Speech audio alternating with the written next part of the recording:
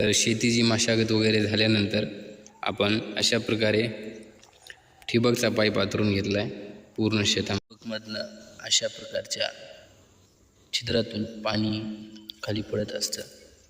आपण शेतीच्या एकदम मधोमध्ये पाण्याची अशी ही जी सबलाईन आहे, ही सबलाईन बरोबर निम्म्या भागामध्ये म्हणजे बरोबर अर्ध्या भागामध्ये आतरून घेतलेली। परत आपल्याला टरबूज बागेमध्ये होल पाडण्यासाठी अशा प्रकारे एक स्टँड करून जुगाड पद्धतीनं यामध्ये जाळ करून अशा प्रकारे घेणे आणि होल पाडणे, अशा प्रकारच्या जुगाडने आपण हे काम सोपं करू शकतो। तर जवळपास 10व्या दिवशीचं हे प्लांट आहे आपलं वॉटरमेलनचं म्हणजे टरबूजचं।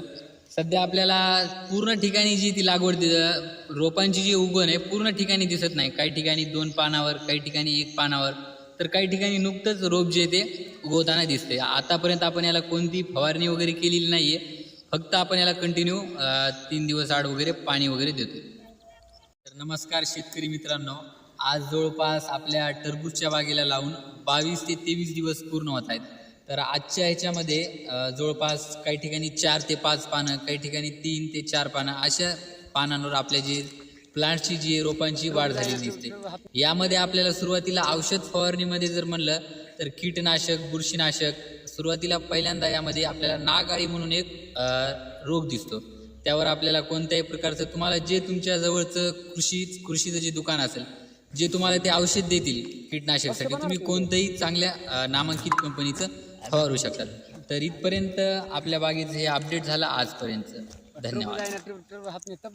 लिकेज वगैरे किंवा ज्या ठिकाणी पाईपलाईन फुटलेली आहे याचा सर्वात पहिले आपण बंदोबस्त करणे आवश्यक आहे। परत कोपऱ्याला या ठिकाणी व्यवस्थित माती आतरली न गेल्यामुळे या ठिकाणी रोप आलेले नाही। या ठिकाणी एकच रोप आलं आणि या ठिकाणी पूर्ण 3 ते 4 फूटमध्ये एकही रोप नाही। पहिली तयारी करत असतो तेव्हा अशा प्रकारे जो आपलं सुरुवात करतो तो या ठिकाणी करतो, म्हणजे जवळपास तो 1 फूट क्षेत्र सोडून देतो, म्हणजे 1 फूट क्षेत्र या ठिकाणी मोकळं सोडून देतो आणि तिथून पुढे जे ती अशा प्रकारची लिंबाची काडी टाकून तो सरी काढून घेतो, म्हणजे जवळपास याच्यामध्ये सुद्धा अर्धा फूट अंतरमध्ये कोणत्याही प्रकारचं झाड येत नाही। एवढी जागा जी आहे ही शेतकऱ्याची शिल्लक जाते। जवळपास 1.5 फूट जागेचं नुकसान म्हणजे कुत्रे व अन्य प्राणी शेतामध्ये येऊ नये यासाठी आपण जी मासे पकडायची जी जाळी असते ती 4ही कोपऱ्यांना बाउंड्री वॉलसारखी लावून घेतली।